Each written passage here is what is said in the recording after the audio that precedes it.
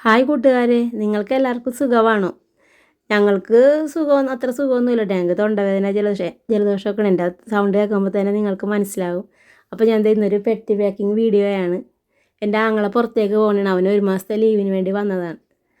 അപ്പോൾ ഞങ്ങൾ എല്ലാവരും കൂടി പെട്ടി പാക്കിങ്. അപ്പോൾ ഞങ്ങൾ രാവിലെ തന്നെ ചെന്നിട്ടുണ്ടായിരുന്നു. ഞങ്ങൾ 4 മണി രാവിലെ തന്നെ ചെന്ന് അങ്ങനെ ഞങ്ങൾ പെട്ടിയൊക്കെ പാക്ക് ചെയ്തുകൊണ്ടിരിക്കുന്നതാണ്.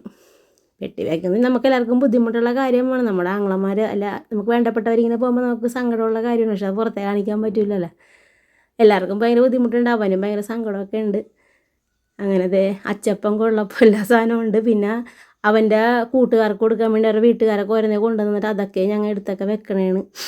പിന്നെ നിങ്ങളുടെ ക്രിസ്മസൊക്കെ എങ്ങനെ ഉണ്ടായിരുന്നു? ഞങ്ങൾക്ക് എല്ലാവർക്കും ജലദോഷം, ചുമ ഒക്കെ ആയിട്ട് ആകെ ബുദ്ധിമുട്ടായിരുന്നു. പെരുന്നാളൊക്കെ ഒരുവിധം അങ്ങനെ പോയി.